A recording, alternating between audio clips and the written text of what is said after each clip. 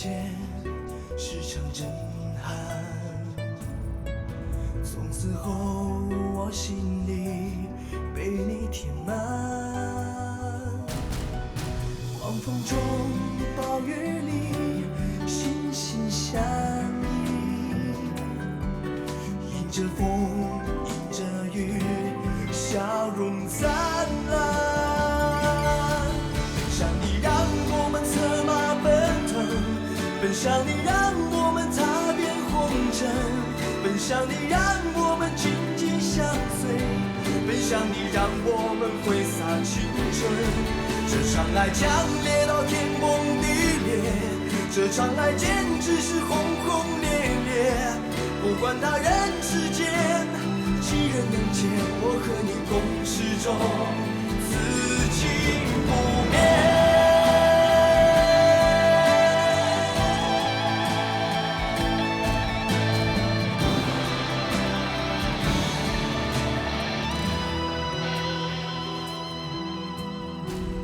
也曾经让你哭，陪你流泪。转眼间，你用爱把我包围。为了你，我可以放弃一切。为了你，走天涯，始终不悔。这场爱强烈到天崩地裂，这场爱简直是轰轰烈烈。不管他人世间几人能见，我和你共始终，此情不灭。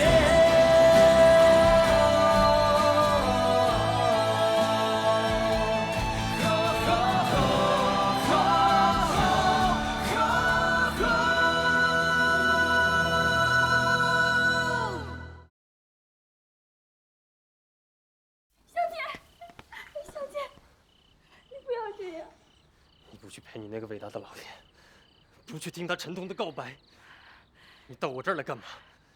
那屋子里的人已经够多了，不需要再加进一个我。但是，这只有一个你。老爷沉痛的告白，大家都听到了，你心里沉痛的呐喊，谁也听不到。但是，我听到了。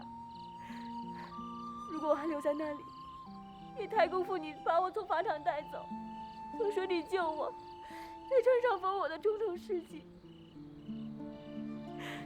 小姐，你听我说，如果大家都动摇了，最起码你还有我。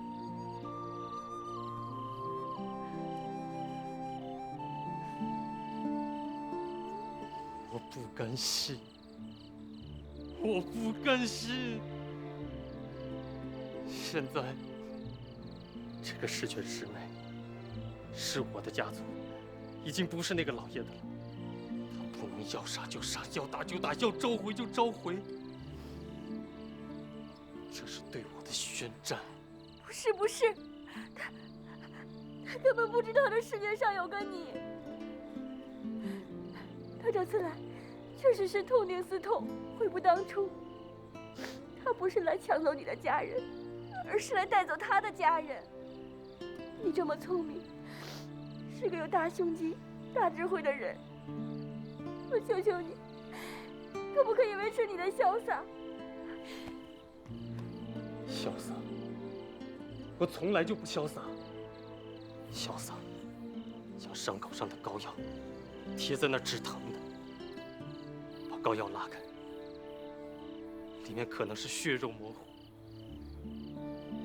潇洒是骗人的，知心如你，难道看不出来吗？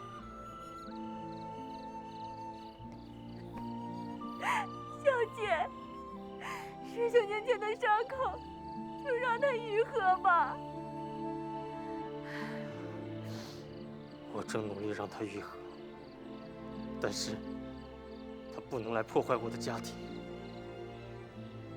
19年前，他毁了我的家，现在还要再来一次吗？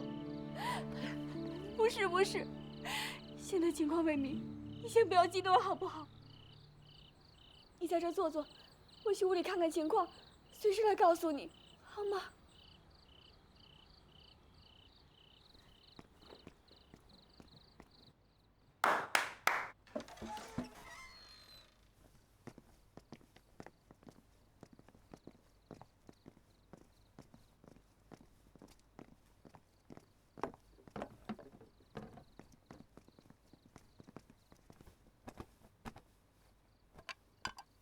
关注哥哥吉祥，紫薇哥哥吉祥。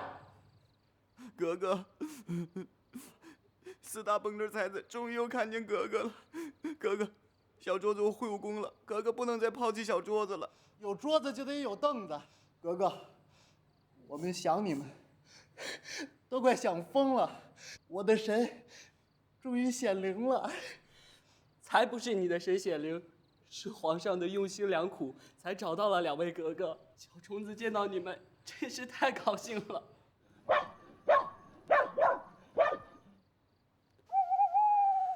可是，我怎么高兴的想哭呢？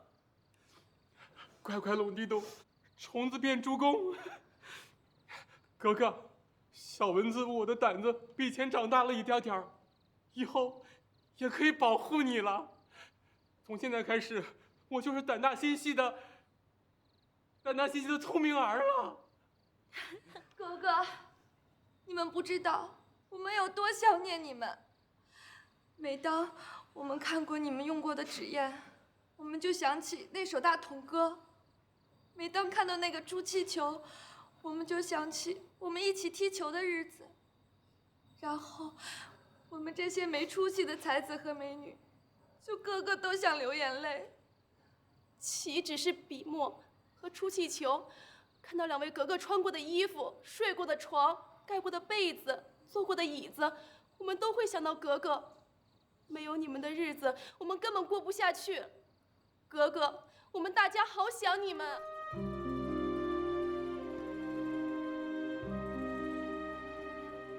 快进来。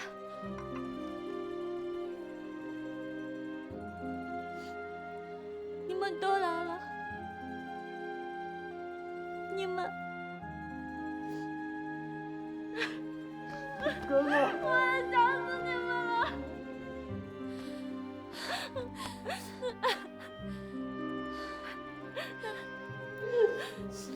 小桌子，哥哥，小凳子，小虫子，小蚊子，明月、彩霞，书房斋的家人们，皇阿玛把你们都带给我了。皇阿玛，你为什么给我一个 surprise？ 今天不是我的生日啊！4大才子，4大美女，今晚居然团圆了吗？今晚难道是团圆宴吗？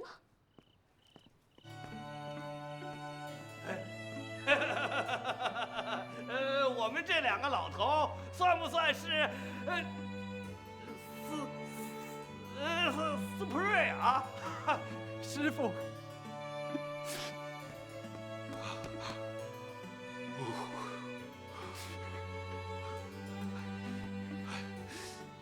师傅，我真的没想到你也会出现在这里啊！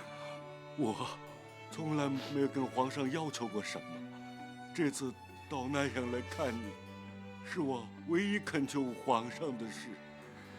这小子，你过得还好吗？怎么变得又黑又瘦呢？一定是吃了不少苦吧？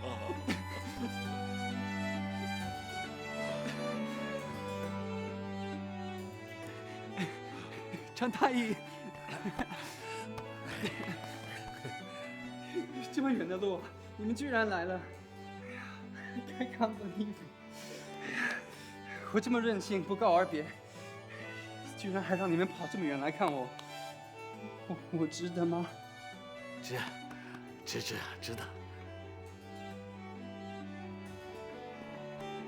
谢谢你让我今生还可以跟我师父见面，我太感动了。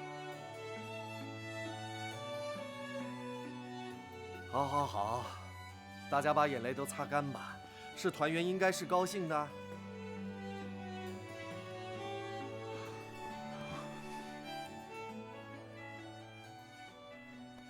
小燕子，我从那个回忆城呢带来你最爱吃的雪片糕。这些日子你大概好久没吃了吧？紫薇、晴儿，你们最爱吃的核桃糕，老佛爷也特地交代我也给你们带来了。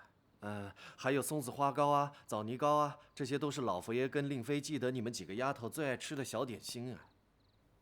为了准备这些东西，把庄师傅的御膳房弄得手忙脚乱的。可惜路程太远，即便是快马加鞭，日夜不停地赶啊，还是耽搁了好几天。哎，来，你们都来尝尝看，看看还新不新鲜啊？老佛爷还没有忘记我们。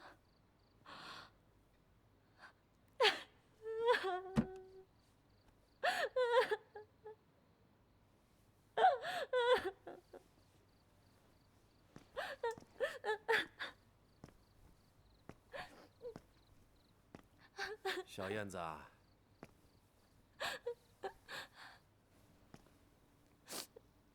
紫薇啊，我常说，你们两个亲切的就像我的两只手。你们想想看，我怎么能够失去自己的两只手呢？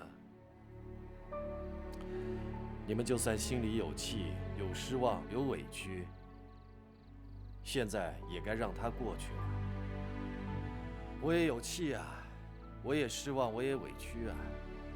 你们把我的爱妃给弄丢了，我还不是让它过去了？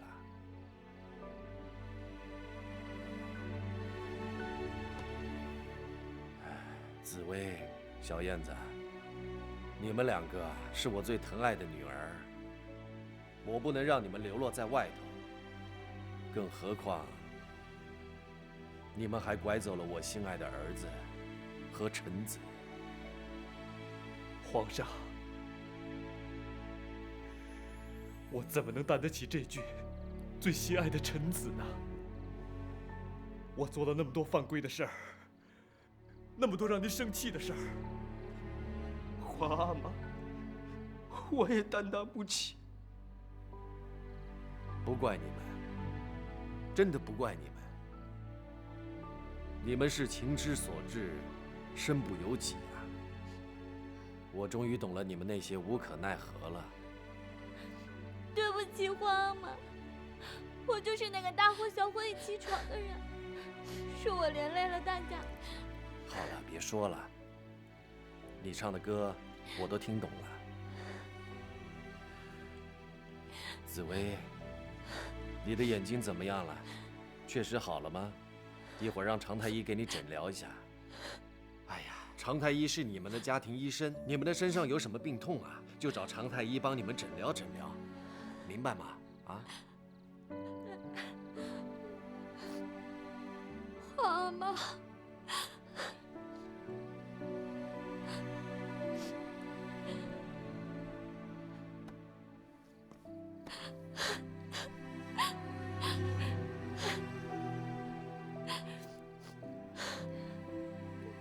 好珍贵的3个字啊！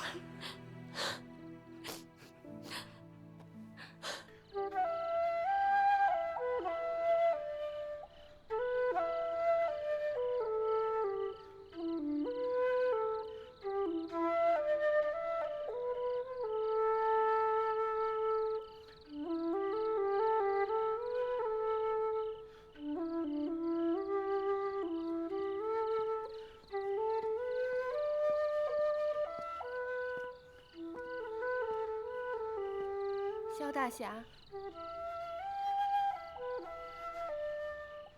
里面都已经淹大水了，我在厨房里看着，都看着眼泪汪汪。你为什么不进去呢？跟大家一起感受这个温馨的时刻，实在是太感人了。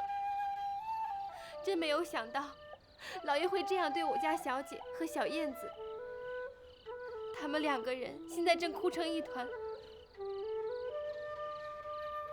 你不进去看看，还一个人站在这里吹箫吗？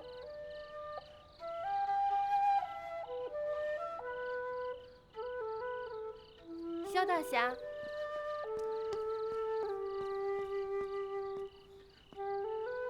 哥，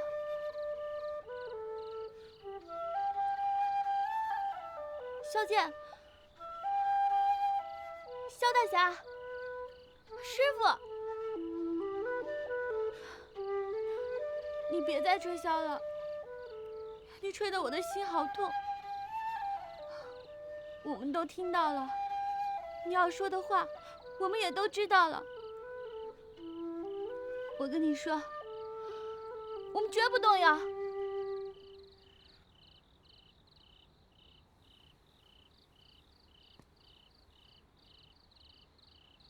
绝不动摇。绝不动摇。我要进去了。金锁，你拿盘饺子给我哥吃，不然他又要饿着肚子吹箫了。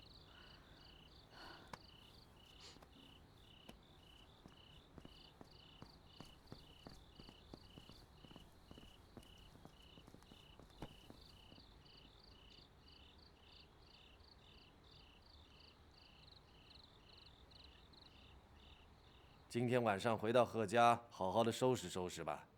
你们的那些生死之交啊，我都听说了。大家拼了命保护你们，每个都有功劳。等我们回到回忆城，我再论功行赏。皇阿玛，您这样待我们，我心里很感动。心里所有的委屈，现在都不存在了。可是，我们不能跟你回去了。我知道，我现在不应该再说不要了。可我刚跟我哥相认，我现在有哥哥了，我想跟他在一起。我们已经决定了，要去云南大理。哥哥？什么哥哥？难道是晴儿的尔康吗？晴儿，你也不打算跟我回去了？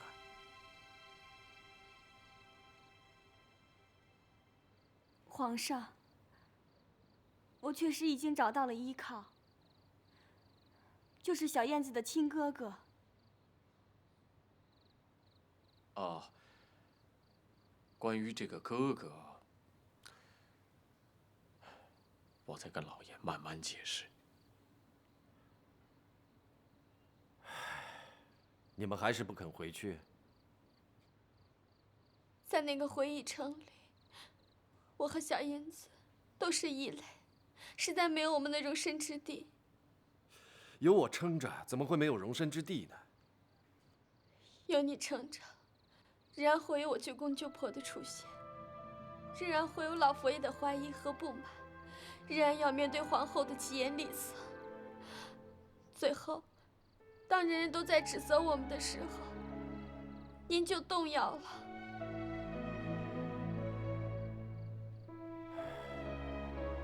看来你们这口气还没消呢。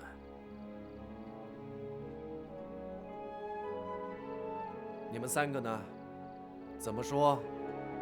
皇阿玛，从小，您在我心中就是一个顶天立地的大人物，一个叱咤风云的皇帝，光芒万丈，不可一世。但是，距离我却很遥远。只有在此时此刻，我才能深深地感觉到，您是一个慈爱、宽容的爹。我真的非常想跟随您，也以做您的儿子为骄傲。可是，重回皇宫，对于我们来说，实在是太为难了。我们刚刚劫后重生，却怕再次陷入苦海。皇阿玛，请您原谅。皇上，这次在逃亡的过程中，我曾被砍伤过2次，也差点失去了我的左手。我知道失去手臂的痛苦，也实在不忍让您也失去一次。但是小燕子和紫薇，他们两个在宫里饱经磨难，又不懂人情世故，再犯错的可能性太大。如果你爱他们，就放了他们，也让我跟永琪随他们一同流浪去，就算是对我们的恩赐了。皇上，我这次跟着尔康和永琪，走出了我生活了10多年的皇宫，又和我师父分开，我也有深深的不舍。但是，我和他们大家患难扶持，已经融为一体，只能选择和他们共进退。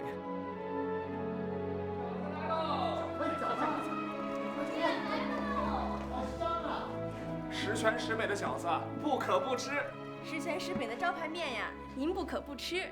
十全十美的阳春面更加不能错过，快放这。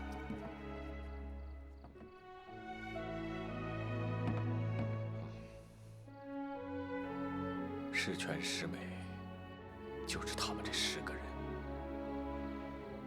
当初被认为是乱党的，也就只有他们这10个人。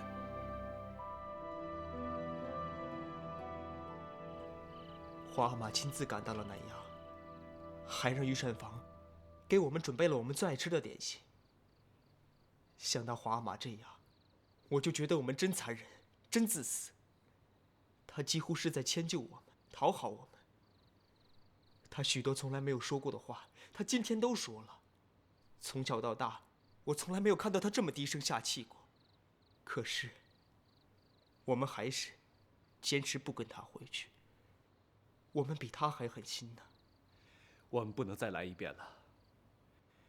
我们好不容易离开皇宫，好不容易来到了南阳，如果再一次半途而废，那我们以后要怎么样？如果再遇见第2个香妃，我们还要不要管闲事呢？这次皇上大赦，我们死里逃生。可是下次呢？下次的下次呢？就是，他把4大才子和明月彩霞都带来了。他知道，即使是他，也不见得能把我们带回去，所以他动用了所有的力量。他说，他要接我们回家。他说，他不是皇上，只是一个没有骄傲、没有火气的父亲。我听了这些，我真的不能不感动。他没有派人追杀我们，那是一个误会。我娘的事，他也明白了。砍头，他也安排了傅六叔及时相救。小燕子，你赶快跟我说一些他不好的事情，免得我会动摇。我绝对不能再动摇了。他罚我写《礼运大同篇》100遍呢。那不是对你不好，是在教育你，是对你好啊。那他打我20大板，那是因为他把你当成了亲生女儿，你却又跳又叫，说自己不要当格格，还把鞋子踢到他脑袋上去。他走一个妃子又一个妃子的，那是他自己的事儿，我们也没身份管他。况且还像是阿里河州送给他的。那他答应了我和永琪的婚事，可是他却说话不算数，还让永琪娶了欣荣。那是老佛爷逼出来的事儿，是王娘逼出来的事儿。皇阿玛已经据理力争，尽力而为了呀。我看你们就算了吧，大家改变路线回北京吧。我和柳红金锁回去把惠宾楼重新开张，你们呀，还是风风光光的回去当你们的格格、阿哥和御前侍卫。大家随时可以见面，还可以和大杂院老老小小聚会，不是挺好吗？我们的惠宾楼每天都是高朋满座，汉满蒙回藏各族的客人都有。现在回想起来，真有点舍不得呢。如果我们大家都回去了，也是十全十美啊。就是，小姐，你心里最气的就是皇上否决了太太。现在既然皇上想清楚了，你的气就该消了。好歹他是你的爹嘛，回宫吧。我知道了，那个科学楼一出现，你们个个都感动了。几样点心，几个太监宫女，几句温暖的话，就让你们把断头台、把监牢、把种种追杀、把所有伤口全都忘了。昨晚，你们还在这个房间里跟我发誓，绝不动摇。现在，你们个个都动摇，气死我了！我没有动摇，听到宫里的情形，听到老妃对我的思念，听到老爷发自肺腑的语言，我真的很感动。但是，跟随萧剑，追求一份无拘无束的人生，已经是我绝不动摇的事。我想，大家跟我的想法都一样，尽管感动，没有动摇，是不是？是，天儿说的对。对，我当然也是跟着我的师傅，我哥哥一起走。感动归感动，目标归目标。我当然也是跟着大家一起走。小姐，你不要乱生气。我们发了誓，我们的目标还是大理。那个姑娘呢？她怎么说？那只姑娘已经送郎教师和常太医回客栈了。她一见到她师傅，就感动得稀里哗啦的了。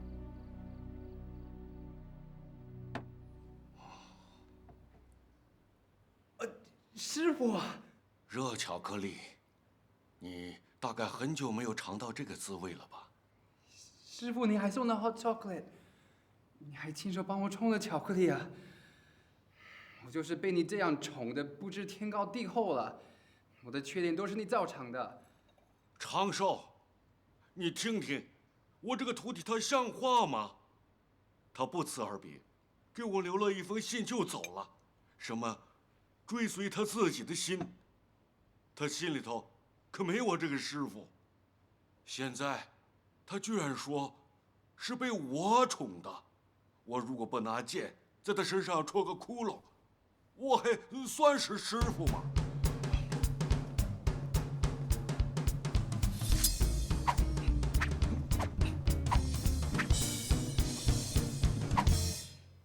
师傅，你还把我西洋剑也带来了。既然要走，这防身的剑，你怎么能不带呢？据说你们一路被追杀，江湖险恶，这防身的剑，你怎么能不带呢？我不帮你送来，谁能帮你送来啊？师傅，长寿，你不快过来看看班建明怎么变得又黑又瘦？这孩子有没有生病？你赶紧去给他看看吧。哎呀，啊，臭小子，让我看看。我壮得很啊，还可以打架，哪有什么病啊？不用看了。来，把手伸出来。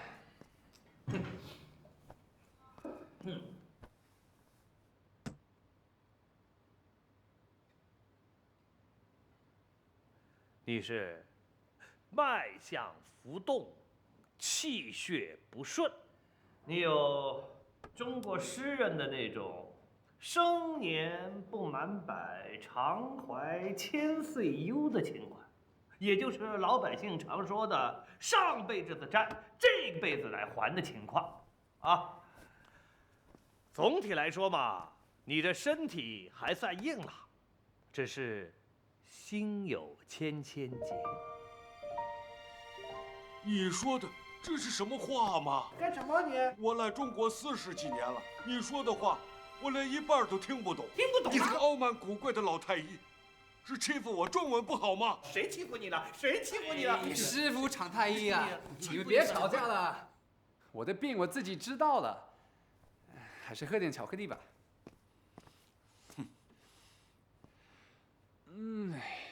delicious。哎，师傅，你们这一路辛苦吗？你的身子还吃得消吗？我大半辈子在宫廷里作画，长寿，大半辈子在药堆里头。这次是托你的福，才能让我们俩一起出来，看看中国的山水啊。托谁的福了啊？你说你这么大年纪了，这一路上舟车劳顿，要不是我比你年纪轻，一路上照顾你，你说你能够到南阳吗？你吧，总喜欢跟我抬杠，一路上总盯着我喝水，害得我不停地在路上找茅房，连皇上都以为我有什么毛病，都怪你这个糟老头。我是怕你脱水，怕你在半路病倒了，那皇上不砍我脑袋才怪呢。能看到你们2位老朋友聚在一起斗嘴，真的觉得好像没有离开过你们，一切还是和过去一样啊。不一样喽。自从你们这些孩子们离开了宫以后，这皇宫就像是一座死城，一点朝气都没有了。倒是那些古里古怪的伤病、超级病原体没有了。臭小子，在外面流浪够了吧？该回宫了。常太医啊，你就没有师傅了解我？他连西洋剑都带来了，已经不指望我回宫了。我答应过一个人，绝不动摇。我要守信用啊！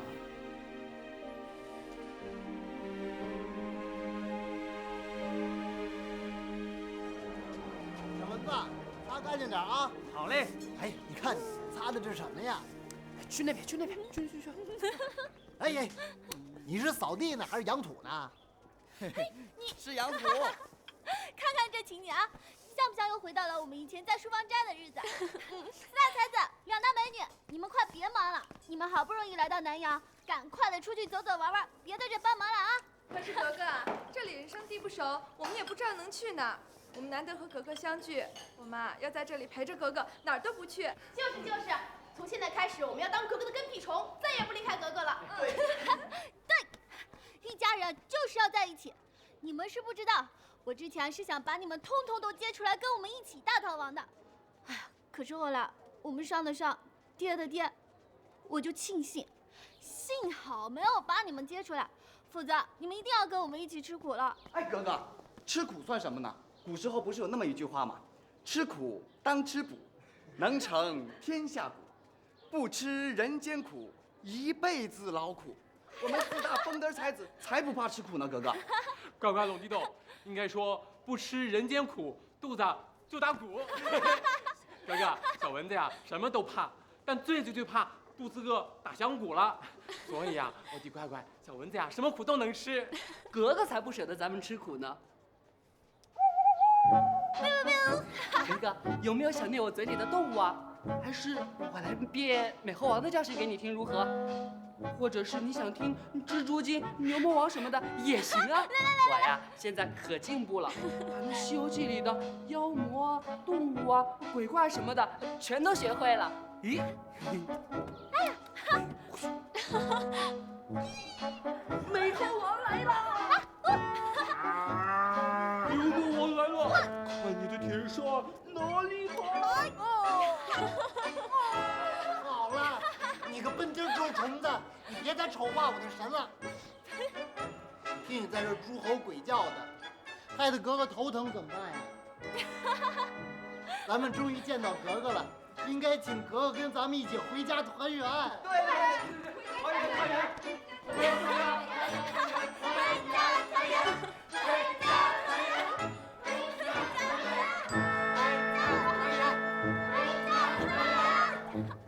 你们就继续这样吱吱喳喳的吵下去吧，我太想念你们家的吵闹声了。哎，你们待会儿一起啊，就去街上的闹市走走玩玩。你们想吃什么，想买什么，甭客气，我小燕子付账。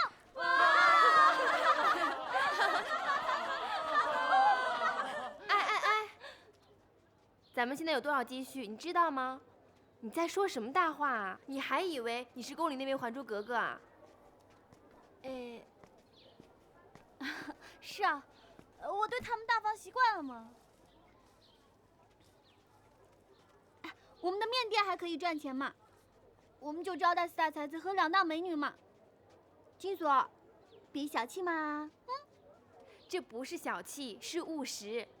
咱们现在10个人啊，就靠这家面店为生，你啊要省着点用啊。小燕子，今天大方，我支持你。大不了我们多卖几碗面，多包几个饺子，招待4大才子和明月彩霞是应该的。我也支持你们，难得你们跑到南阳来和我们团聚，照理说我们应该带你们到处去看看，可惜我们现在走不开，要照顾生意。哥哥，你们出宫以后，竟然在外面卖面，我们真的很心疼你们。紫薇格格、秦格格，我看你们的手好像越来越粗糙了，别待在这个地方卖面了，跟皇上一起回宫吧，让我们大家照顾你们好吗？格格，你们不在书房斋，书房斋突然变得好大，我们实在很不习惯。你个小凳子，胡说八道什么呀？只有人才会从小变到大，哪有房子突然变大的？是真的，格格变得冷冷清清、空空荡荡的。只有皇上几乎每天还会到书房斋来走一走。乖乖，龙地洞，就是，皇上还边走边叹气呢。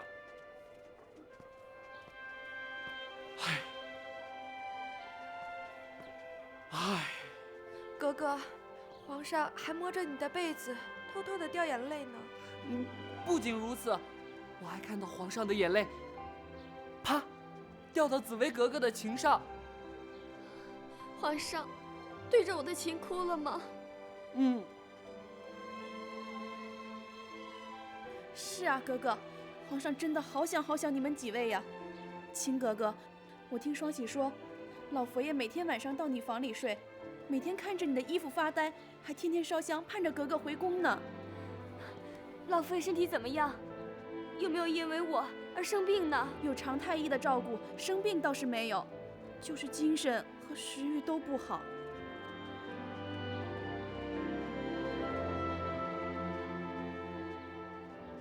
哥哥，我也听梅儿和莹儿偷偷的告诉我了，说于妃娘娘最近一直都带着你送给她的发簪，烧香拜佛，说是你把五阿哥给带走了，她还想你把他给带回来。哥哥，宫里情况和以前不一样了，跟我们大伙儿一起回家吧，好吗？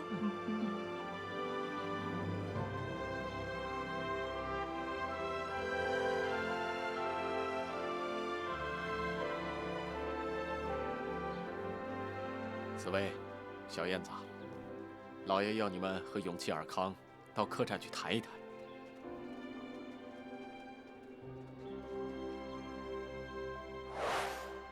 老爷，我们4个来向您请安了。福大人说，您有话要对我们说。其实昨天晚上，我已经把我内心深处的话都掏了出来。我这一生，看到我的人都是战战兢兢的，每个人跟我说话都是小心翼翼，大家都看着我的脸色行事，已经是习惯了。我又何曾这么诚恳地跟人说过话？平常只要我一哼，都有我的分量。记得小燕子每次上课，课堂里面都笑得乱七八糟，只要我一哼，就全部静悄悄了。老爷，我们上课的事，您都还记得？是啊，我都记得。每次去看你上课啊，实在是一种享受啊。你的笑话，你的淘气，你的嚣张任性，你的意外，你的疯疯癫癫，我都记得。还记得打了你的板子，半夜去看你，你还蒙着头不肯看我，不肯跟我说话。朕有众多个儿女，会让我如此心疼的，也只有你们几个。其实，我不是老爷的女儿，我是萧家的女儿。萧剑的妹妹，福伦都跟我说了，明天把你哥哥约来吧，让我好好的见识一下这位传奇的萧大侠。是，老爷，您一定会喜欢他的。小燕子，你拐走了我的永琪，你哥哥又拐走了我的晴儿，你们兄妹俩是在跟我作对吗？不是，老爷，拐走这个词太重了，用词不当，应该说是萧家给了一个好儿媳，给了一个好女婿，还是艾老爷占了便宜呢？居然敢说我用词不当，你也被小燕子传染了。看样子，还是我亏欠了萧家，占了便宜。如果我真占了便宜，你们就跟我回家去吧。老爷，您在南阳多待几天吧。我们那个十全十美面馆可以每天给您做面食、包饺子啊，说不定要比御膳房做的还好吃呢。我们自从到了南阳，才稍稍快乐一点。前面一段日子实在过得非常凄惨。老爷，这种快乐的日子，我们真的舍不得放弃。如果您能传我们多一点，就不要勉强我们回去。我勉强你们有用吗？在我来之前，老佛爷着急地跟我说：“你快点下圣旨给他们，让他们赶快回家吧。”我对老佛爷说：“这是第一次，我的圣旨没用了。”老佛爷原谅我们了，他决定让我们回去。我还是不敢相信，一直以来，他的疾言厉色，对紫薇身份的不容，都深深印在了我的心里。老爷，您说过，从来没有孩子让您这样心痛过。其实我们也心痛，心痛过千百次。我知道，我看了你在洛阳写的那首于谦的诗。当时我看到那些句子，那些字迹，我整个心都揪在一起了，冷汗都冒出来了。我这一生没这么害怕过，就怕你们几个遭到不测。老爷，您看到了洛阳的诗句，您知道了我们的处境。尔康啊，我只是你的老爷，你可以不满意我，不在乎我，可是你额娘天天在为你掉眼泪，你阿玛不敢告诉你，就怕你知道了会增加你的压力。唉，我们这些做父母的，真的不知道该拿你们怎么办了，轻不得，重不得。都是我们太不孝了。二太走了，我也走了，他的日子一定难过极了。都是我的错。不要说谁对谁错，我们大家都有错吧。永琪，你也有一个可怜的额娘，这封信是她让我交给你的。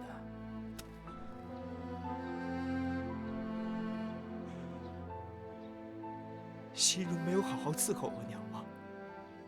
我本以为有了心荣作伴，他们两个可以过得好一些啊。婆媳之间，总有些话可以谈啊。谈什么呢？谈他们失去的儿子和丈夫吗？谈他们共同的痛吗？这样的谈话不会带来更深的痛吗？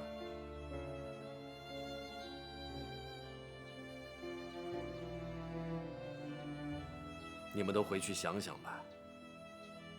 我无法勉强你们，也不敢勉强你们，但是我真的舍不得你们。紫薇为我挨过刀，眼睛又失明了一段时间，还在那里闻君当如的，我想着就心痛。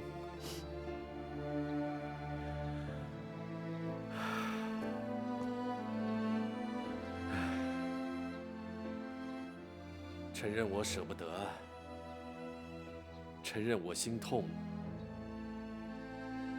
你们知道这对我而言是多么困难的事吗？